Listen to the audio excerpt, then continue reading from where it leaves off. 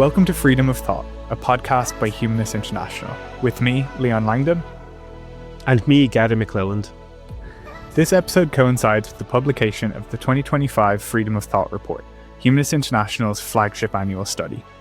The report is a unique global survey documenting discrimination and persecution faced by people because of their belief or lack of belief, assessing countries worldwide on human rights protections and the right to freedom of religion, belief, thought, and conscience. In this episode, we'll preview the 2025 report's key findings and focus countries.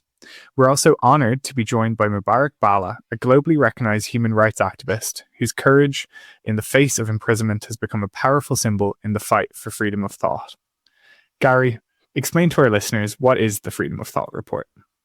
So the Freedom of Thought report began 14 years ago in 2012. Initially, actually, the report came about through a collaboration with Humanists International, the American Humanist Association, and the US State Department. It was originally put together as a one-off report, and one of the people who was actually key in bringing this first report together was Maggie Ardiente, our current president. Back then, she was working for the American Humanist Association. So the first report was really a desktop report of a few select countries prepared with some help from the US State Department to look in particular at the persecution and discrimination faced by humanists, atheists, and other non-religious people.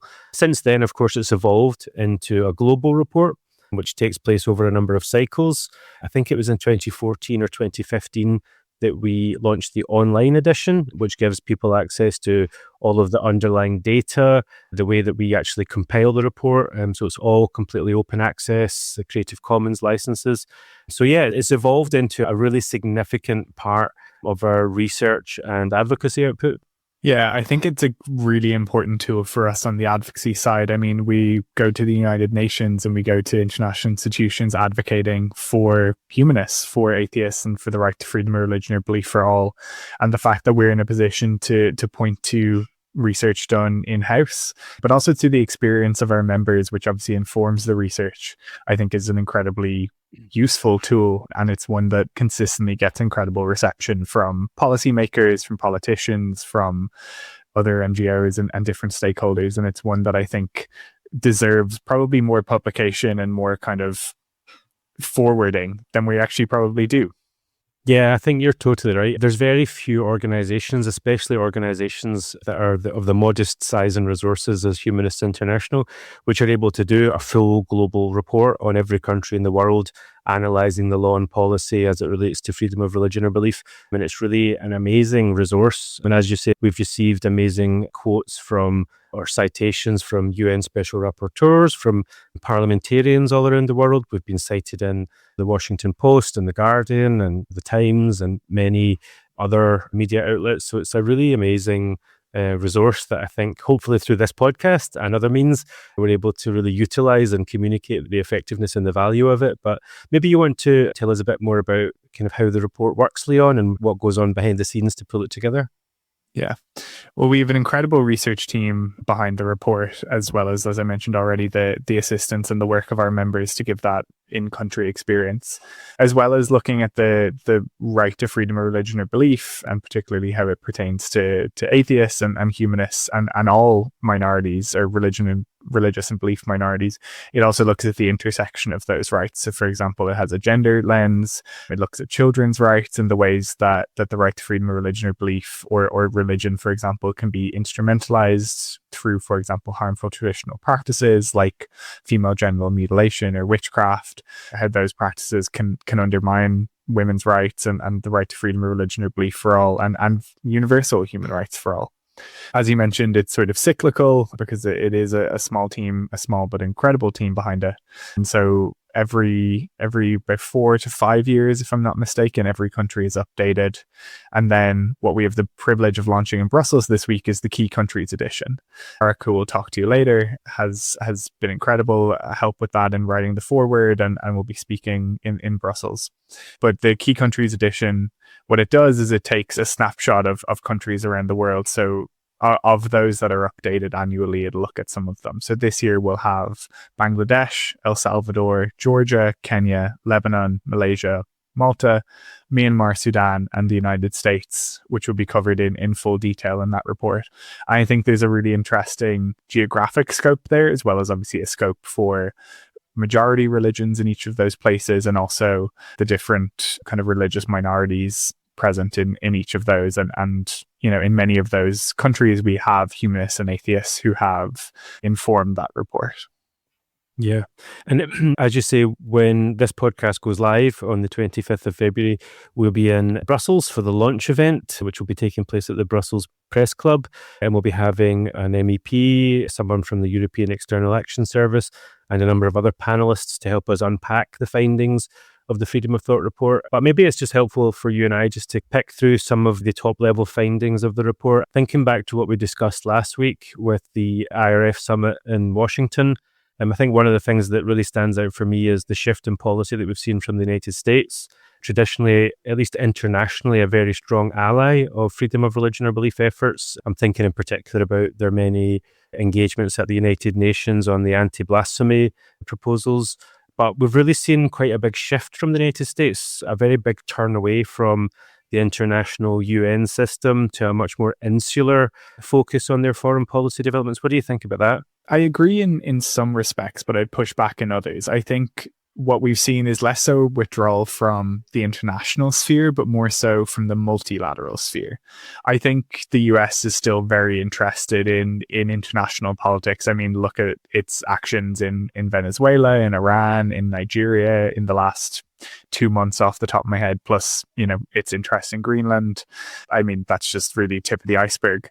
But I think it's a lot less interested in being involved in multilateral fora. It's also a lot less interested in exactly what you're pointing out, which is the international human rights framework. So I think to say that it's pure US isolationism and US withdrawal from the international sphere, I think is an oversimplification. But actually what we see is the US is still acting internationally, but is very much doing so using the sort of might is right framework, throwing its weight around, using sanctions, using tariffs, obviously using kinetic force where it wants to. And it's not coming to the table in the way that it used to. It's not leading Human Rights Council resolutions like it used to, and I think that's the big shift that we see. But also I think to say that it's just the US would unfortunately also oversimplify the issue. I think we see a rise in religious nationalism, religious supported nationalism. We see a rise in, I don't want to say authoritarianism, but definitely a decline in the rule of law that would hint at authoritarian tendencies in terms of countries where the judiciary is less free than it once was, where there is additional scapegoating of minorities. Humanists and atheists are one of those minorities in many places, but also migrants, also LGBTI plus persons, women trying to exercise their reproductive rights. I think the human rights sphere is struggling at the moment. I mean, both the sort of high level policy of human rights, I think, is under threat, but also people in terms of accessing their human rights, I think that is also under threat. Yeah. And one of the other, I think, trends that we can see in this year's report is really a big emphasis, like you just said there, on the idea that religious freedom trumps LGBTI plus rights or women's rights or other minority rights, and a kind of grandstanding of religious freedom over the rights of other intersectional human rights issues. And this, again, I think for me is a very big cause of concern. We talked again before about the previous US-led summits on international religious freedom, as they call it. But even those in the previous years under the first Trump administration included an acknowledgement that there is tensions or intersections between LGBTI rights and women's rights, and that these have to be considered carefully and in the round. But this does seem to have given way to a kind of very essentialist interpretation of religious freedom. Yeah, I agree. I mean, we see it again, not just in the US, but also in Europe at the European Court of Human Rights. The arguments being made are exactly that dominant religious norms should trump individual human rights, which is not what human rights law says. But also we have concerns in many places, particularly where we have members. I mean, of the countries that are going to be in the key countries edition, even Myanmar comes to mind, where religious motivated nationalism is very much a part of it, as well as other dynamics. Of course, these seldom happen in isolation.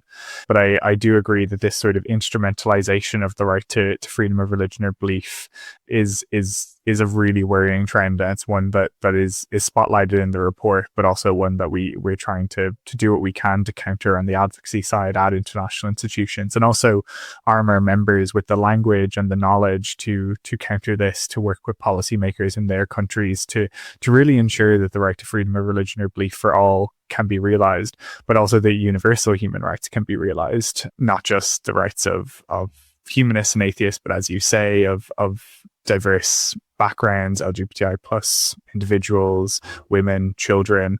All of those rights stand to be under threat when this kind of rhetoric is to the fore. Yeah. And I think it's worth saying, I mean, you mentioned it there, but international law and policy very clearly defends the rights of people who are humanist, atheist, non-religious, who want to change religion, leave religion. International human rights law absolutely protects those people. And I think we have to be very clear about standing up for that principle. It's been said in the past that one of the things that we want to encourage people to do when they're at national FORB meetings or any kind of conference or meeting with governments is to stand up for the full title of freedom of religion or belief, with the knowledge that belief includes us, humanists, atheists, non-religious people, and minority beliefs, people who want to change their beliefs, apostates and so on. And I think we have to be very careful not to cede any ground here and give in to the idea that religious freedom is something that belongs only to religious people or even to religious organizations or, dare I say, beliefs themselves. That human rights belong to people, and people have the human right to have humanist beliefs, non-religious beliefs, to express them within the confines of the law. And I think that's a really important thing that we cannot let slip past in this time of challenge.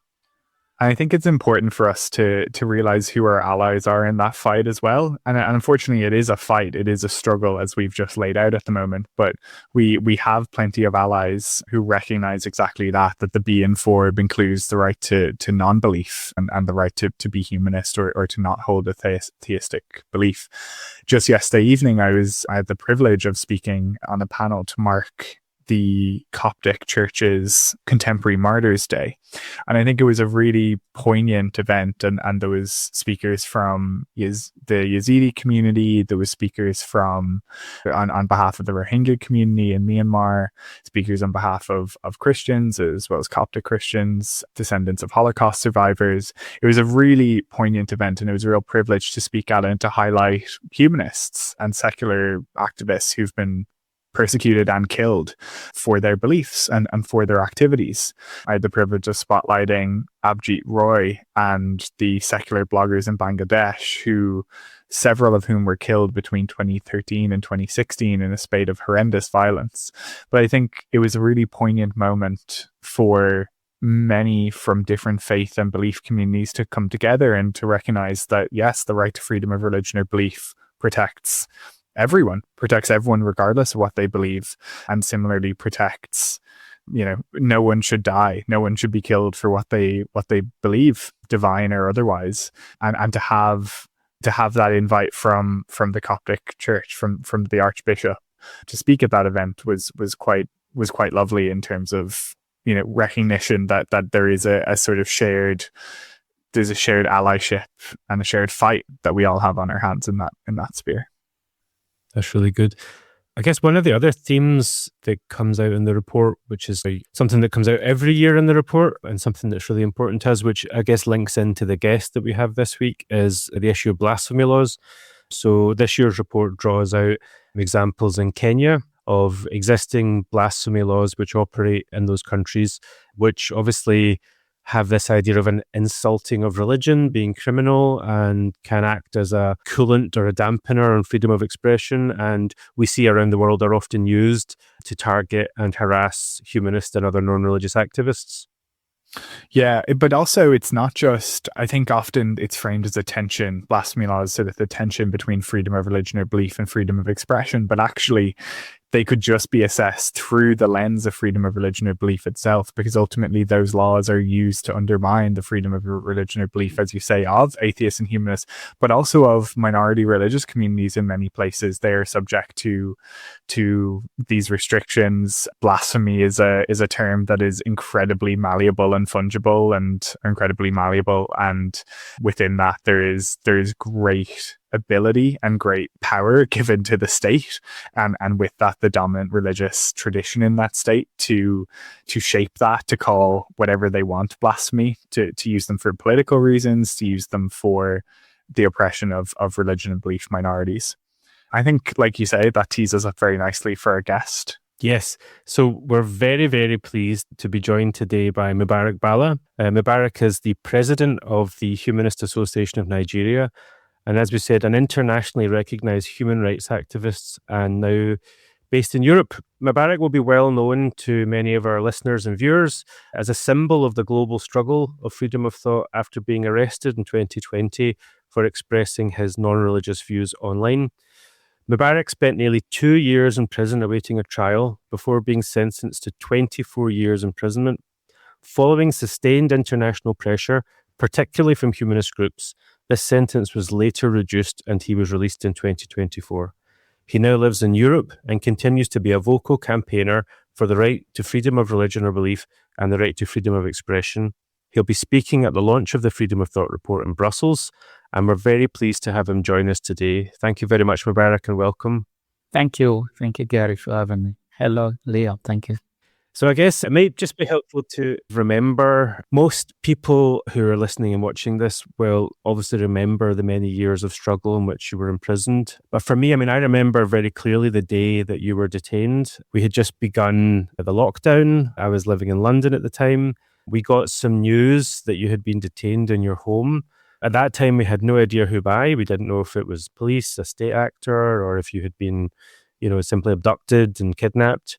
And it took a few days to work out that there had been this police activity and to try and figure out your location. Meanwhile, myself and Emma, our casework and campaigns manager at the time, working with Leo Igwe and a number of other people around Nigeria, trying to figure out where you were, who you were being held with, what the charges, if any, were. And it was really a chaotic time. And obviously we then had, 4 years of intense lobbying, trying to ensure that you were safe and that you had your basic access to lawyers and legal representation. And now here you are joining us from Berlin. So I guess the first sort of thing I wanted to ask you is, how are you now, Mubarak? What are you doing? Where are you? And just tell us a bit about how things are for you now. Thank you. Thank you, Gary, for having me. I would first start with appreciating the efforts. I think that's what kept me alive, the efforts of individuals and then organizations, giving up their resources, their hours, and their emotions and prayers, for the most part, locally in Nigeria. I think it helped a lot. The goodwill went through, and in a way touched, maybe emotionally, maybe conscious by their conscience, that they wouldn't harm me physically, and they would prevaricate on the whole issue and accusations, but they wouldn't do beyond that. And I think I was the only case that survived. I left a lot of people now currently in jail, the marginalized people who are also Muslim, but they're very marginalized from the Islamic religion. So I don't advocate just for myself. I advocate for humanists. I advocate for traditional believing African folks that are neither Christian nor Muslim. I also advocate for the minorities within Islam, the Shiites. They are very endangered. They are killed in the streets. I shared a few pictures earlier. And still to this day, they are missing some 300 women and girls from a decade ago by state high-handedness by the military. And they are unaccounted for. These are family members from the Shiite community. And then also you have the Sufi community. I left 2 in jail where I was in Nigeria. There is still one, both of them serving death sentences for their beliefs. I was lucky I wasn't tried under the Sharia law because I'm not a Muslim, but they were tried under Sharia law. And then over the decade that passed, we've seen so many sentenced to death, and then so many that were not even so lucky to even get to the police station or to be able to get to the prison, as you mentioned earlier. Within the chaos of abduction and then transferring you to a facility, you could get killed. And even the police, without the documentation, without folks such as yourself trying to make sense of it all and document things and make it formal, especially by the cyberspace making a lot of noise, then the authorities would have to point a searchlight on the issue so they would at least appear to work professional. In a way, it saves the situation.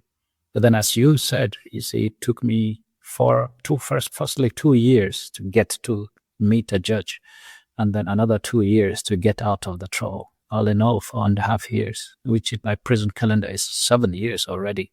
We count it by 2/3. If you're serving 30 years, then when you serve 20 years, it means you've served the 30 years.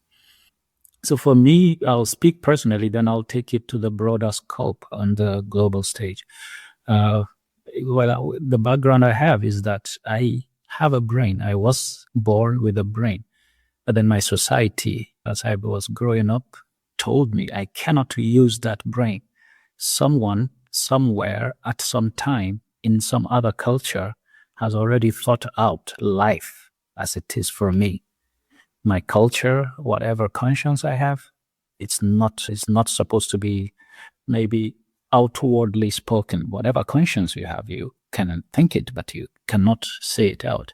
The conflict is that you're put in school, you have your own eyes, you have your own ears, you're supposed to judge, but then you cannot express yourself. This is where the freedom of thought comes in, and then freedom of speech. So I cannot think, because the moment you think, you'd realize something doesn't make sense. Let it even make sense. But I am not supposed to think that way beyond what maybe the Prophet of Islam has defined as these are the limitations to your thought.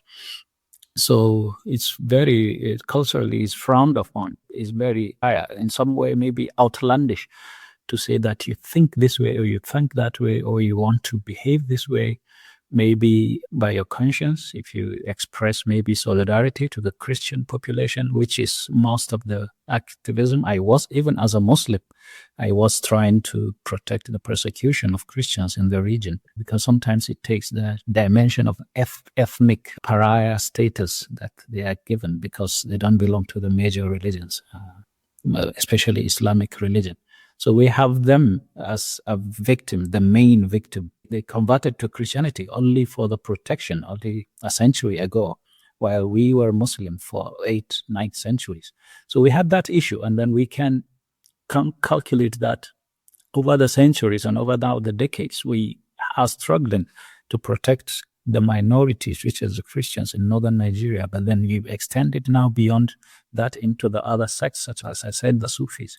So even to this day, Nigeria, as I am following cases, even a month ago, there were regulations. Clerics were put on trial, not the court trial, but community trial, in such a way that they're sanctioned on what they could preach. They just want to believe in the Quran and disregard the hadiths. And this is an uproar, and it's frowned upon. So even a governor had to intervene that if the preachers, especially now today is Ramadan, if the preachers would not keep to this scope of Islam that they accept as Islam, as the legal acceptable Islam, then they are in trouble. They could go to jail. So within the 4 weeks of Ramadan, you would see people going to jail just for preaching their own spirituality, their own freedoms to express or how they understand Islam to be. And especially since they're trying to counter the fanaticism within the society as killing fields. Nigeria is a killing field now. 200 here, 300 there, killings, wiping out villages. It's still the trouble, and it's on the broader scale is the Sahel region. And then probably on the global scale, what I observed, what you're saying is that the state actors are the ones to blame. Our own situation, it's multi-layered, multifaceted, where sometimes it's the state with its high-handedness. Nigeria is supposed to be secular on paper, but then the state in its unofficial efforts try to regulate these things. And then on the communal level, which is more intense, that's where you have the intensity of the persecution and the violence. Most times it's non-state actors in our situation on the Sahel region. So you are even lucky, you are at the mercy, firstly, of the mob. You could get killed just for maybe voicing out that you don't believe in Islam, or you don't believe in some doctrines within Islam, or you don't want to belong to a certain understanding of thought, especially converting from Islam to Christianity or from Christianity to Islam. And then also beyond the communal level, you have the family level where you stand to lose your wife, your children, if you are known to be non-Muslim. And then on the international stage, what I observed is very scary, as you mentioned, where states are withdrawing their own responsibilities towards states. We always thought that the West, especially Europe and America, is where civilization works, where we could run to when we see problems. But then when we see that even those states are now persecuting their own minority groups, or maybe allowing the state or the judicial aspect. I think I read that someone burned the Quran. Even personally, I don't think he had to, but then it's his choice to want to burn the Quran if it offended him. But then, as it was said, he would be convicted, and so he may have to serve a jail sentence or exile himself to another country. This is Britain. And as I said, there were times I was in jail and they would tell me, even though I don't know whether you have blasphemy laws or not, but they would tell me the British have blasphemy laws. So we get our own confidence from the British. So if I was persecuted, it's because maybe we think the British system stands for something like persecution or oppression of minorities. But then also the withdrawal of the United States from state institutions. United States is the one that created these League of Nations that became the United Nations. But now withdrawing from these things, it means it's a free-for-all. Everybody can just decide what laws, or maybe become a theocratic country. And I'm scared that most times I fear that if we don't have that monitor group or monitor institution such as the United Nations, so who stands for the minorities in countries such as ourselves, our countries, that we can survive the individuals, but then if our states realize that there is no policeman above, then most probably we are at their mercy. And I hope to go back home. I hope someday I could go back home and I would take a drum and stand and preach that I'm an atheist, or maybe I could adopt an imaginary goddess and declare that I'm a priest of some goddess, and then I'll be free to do that. I always had the dream. It's fantasy, but this is just to give confidence to the traditional African folks that are already marginalized. They're out of this equation totally. But if the United States is not there, if the British cannot tolerate their own dissenting voices within the freedoms of conscience and thought, then where do we stand? It means nobody would pressure. Maybe you would be arrested if you advocated for me. If I was in jail some 10 years from now, then it means you're in trouble. You cannot enforce whatever efforts you're making, such as what you made earlier. And it means I'll just be there perpetually. And as a reminder, it was not just 24 years. I had another charge, which was 16 years. So I was serving cumulative of 40 years. So for me, it's very scary if I cannot stand and feel free in my own country, and then counting on the Western culture that something is there as our fallback, maybe soft landing, maybe what we could call a platform that we could rely upon. If it's not there, then we are bare. I don't think we could be safe in any way to have that freedom that we always cherish to hold. That's a really fascinating point, Mubarak, what you make there about Western blasphemy laws. It's I don't know about the case that you reference in the UK, but I do know England and Wales abolished its blasphemy laws many years ago. I remember from the time when I worked in Scotland, there was still a technical blasphemy law. There was an old common law blasphemy law. Now, I believe that has either just been abolished or is in the process of being abolished. But one of the interesting things, Humanists International set up the End Blasphemy Laws Coalition, and one of the things we tried to identify was countries in which there was a dead letter blasphemy law, as they call it, so an old blasphemy law. And we tried to make that exact point, that there's many countries around the world who do strictly enforce a blasphemy law, that will point to the existence of blasphemy laws in countries where they're no longer used as justification for their own use of those laws, and that it's really, really important that we do the work of tidying up these dead letter laws. And also, I suppose as well, it's part of guarding against a change of strategy in the future. If these dead letter laws, because of a change of the political and social environment, start to become alive again and used and enforced, then obviously we're all in big trouble. So I think that's a very clear message that we have to send to our members in countries who maybe don't think they have an issue to be addressed nationally with things like blasphemy laws and protections. That it couldn't be more important, even if it's a gesture or a signal, that these gestures and signals matter, and that it's important to stand up for freedom of expression, freedom of religion or belief. So I think that's it. And the other point as well about the withdrawal from the international system or the multilateral system, as Leon and I were just discussing. I mean, it does really worry a lot of people, I think, to see the United States withdraw from the UPR, the Human Rights Council, because, as you say, flawed though they are in many ways, these bodies are the best we have ever done in creating an international system of accountability, peer review. And I think it's a big concern, that you're right to push upon. What do you think from your point of view, Leon? Yeah, I am familiar with the case you mentioned, Mubarak, and I actually think two of our members have been in the UK have been following it quite closely. I haven't seen the verdict, but I believe it's been in the last couple of days.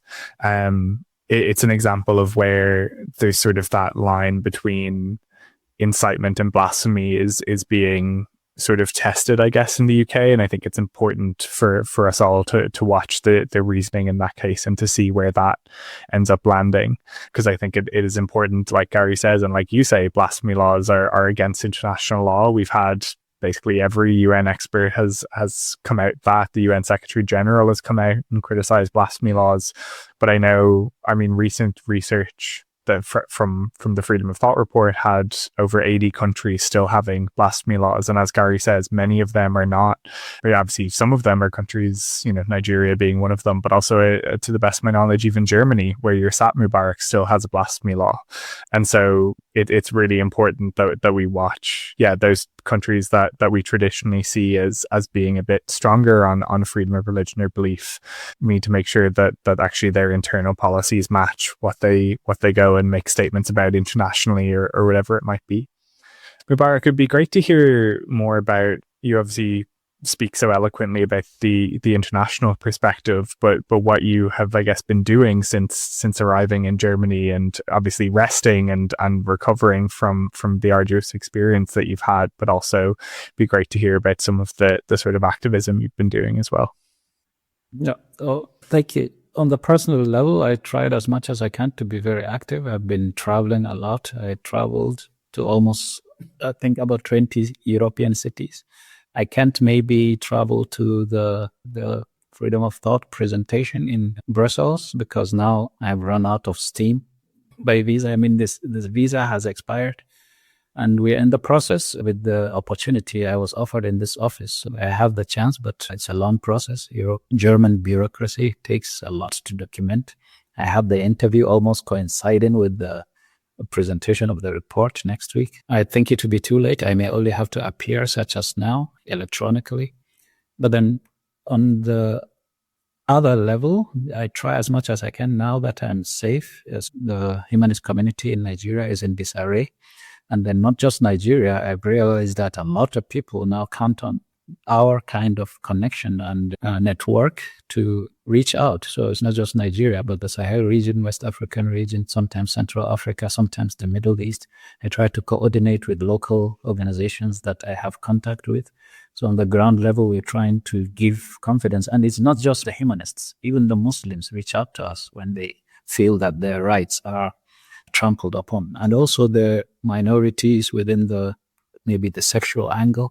The LGBT is already, is illegal in Nigeria and in most parts of Africa. So they also reach out to us. And so we try as much as we could to give them some sort of safety. And I broaden the scope. It's not just about humanists. It's not about humanism. It's about that freedom for anybody, whoever wants to express himself or herself on any kind of conscience that they don't want to belong to a certain maybe norm, and they just want to maybe be in another state or another dimension or emotional feeling, then they have that right, as long as it's what I would call, because even if I said it's legal, then it means it's illegal in some countries. You have your conscience, and then it's illegal to have that conscience. For example, an LGBT individual is already a criminal.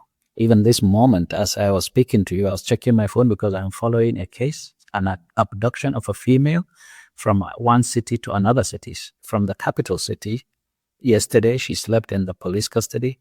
I'm still following. I've already contacted lawyers trying to see if she's a Muslim, but she's being bullied by another Muslim, most probably over some, but this is gender-based because she is a woman. So she could be bullied and the state cannot protect her. And most importantly, you'd see that the state actually doesn't care as long as you don't. I was only lucky because I have you guys, you know me.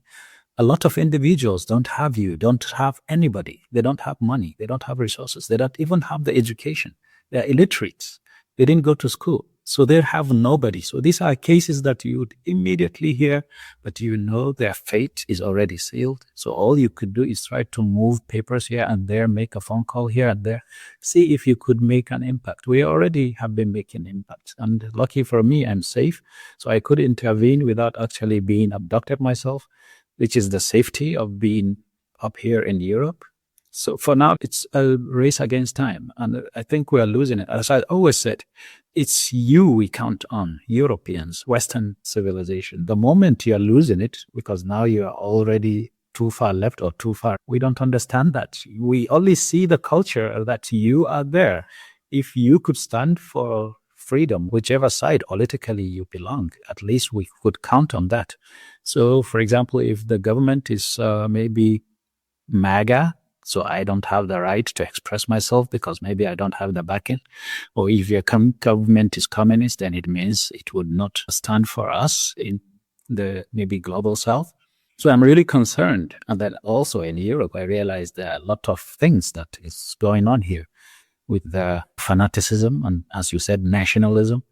I'm even scared. Maybe sometimes I had to ask the head of the former organization I was with that, is it a chance? Is there any chance I would end up in a camp? Because I would be surprised if Europe is deteriorating in that way. And he said, if you ended up in a camp, then I as well, for being an atheist, will be in that camp with you. So at least you're not alone. And I said, well, let's hope that it doesn't deteriorate beyond that. And lucky for me, while here in Europe, I try as much as I can to also normalize humanism, especially from the Muslim community. They don't hear of it much from Africa. I'm trying as much as I can to do that with the Muslim community, engaging them in person. In Nigeria, I cannot do that. But here in Europe, I've been to several mosques. I've been to several Muslim communities. I try as much as I can to bring them to that kind of tolerant standpoint that they could hear me out, I could hear them out. If I'm blaspheming, if what I said is offensive, then at least it should be seen as offensive, but not an attack, because they see it almost as a literal attack. You say you don't believe in this, or this is crazy, or this is not a good law to have in your holy book, then it's an attack. That's what they feel literally hurt, and that they would want to retaliate physically. You only said a word and they wanted to act in a more irrational way. So I'm trying as much as I can to bring our people close, especially those from West Africa, because this is where you can engage them. If they could tolerate us here, then we have the chance to go back home. So this is what I've been doing. And the last thing is engaging the international community, diplomats. As I told you, most of the activism is about also the Christians that are being persecuted. The terrorists are killing Christians, but then they're killing Muslims as well. But they're only killing Muslims because Muslims have not joined in killing the Christians. So this is what we've been doing. And surprisingly, the allies could now find the people from these, what you would call the conservative evangelicals. They have that emotional attachment to these kind of causes. So I don't think even the liberal government would care, but not to the point of maybe an intervention. As you know now, there are hundreds of American troops in Nigeria trying as much as they could maybe to become the buffer between the two communities.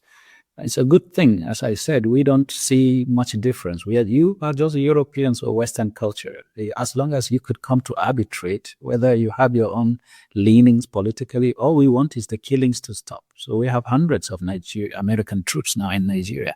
And it's related to what I've been doing over here in Europe and then meeting American diplomats, telling them what situation has been so far on the ground for decades. And now this is the only time we have the chance that the international media is at least turning to our plight, to our situation. We don't have the numbers. Humanists count only a few thousands, but then the Christian community counts in their millions.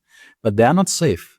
There were times that people would tell me, if you only converted to Christianity, you will not be this harassed. And I told them, even if I was a Christian, yeah, I may have the institution and the lawyers and whatever backing, but what would I gain from that? Because they are also killing Christians. They are not safe. So as a humanist, I'm managing myself very well. And I have the advocates. Hopefully that, especially that was then, well, now you got me out. And I said, I have my own people doing the works in the background. Thanks, Mubarak. It's a really amazing message that you're sending out here. And I think, it's one that we try, obviously, to amplify as the message that we want to achieve freedom of religion or belief, not just for humanists, but for everybody around the world, regardless of their beliefs. And I think, the points you've made there are really, I think they'll be very important, very challenging points for lots of people. But I guess you'll be virtually at the launch event of the Freedom of Thought report, and you'll be able to share your message with the panelists there. But just before we end the interview, the podcast will be going out to leaders of humanist organizations all around the world and people involved in humanism. As many of the leaders of humanist organizations will be dealing with a lot of challenges in their own national context, political, economic. It's a changing world more rapidly now than ever before. And obviously we want to, like you, encourage them to engage, lean into the system of international collaboration and cooperation through Humanists International. So I guess, what would be your one message, your one takeaway to the leaders of humanist organizations around the world? I'll say you have already done a very good job over the years. You have stood maybe as neutral as possible when these winds of change are blowing. A lot of people are losing the focus, but humanists, I have seen, have still kept the empathy and the dedication to the cause without discrimination based on gender, based on race, based on a religious belief. You stood for the humanist community, and then also you stood for those that had no voice. You amplified their causes.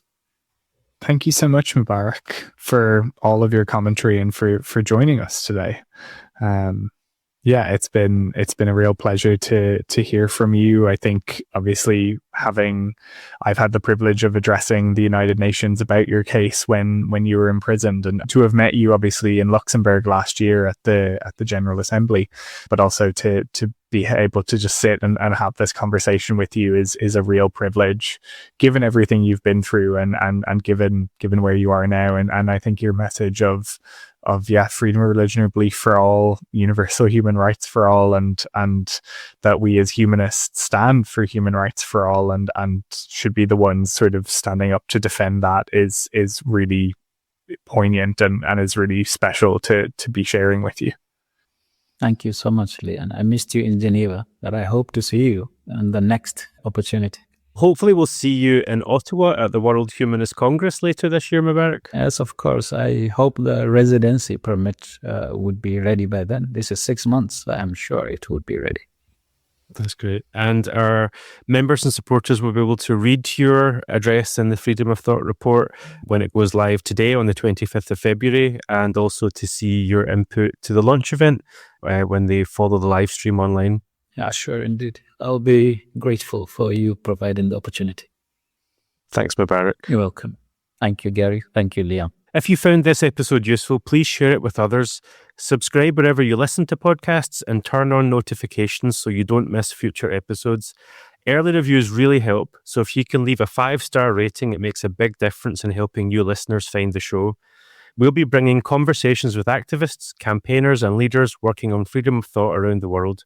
If there's a topic you'd like us to cover or someone you'd like to suggest as a guest, you can contact us via office@humanists.international. To support this work, find out how to join Humanists International and subscribe to our newsletter, visit humanists.international.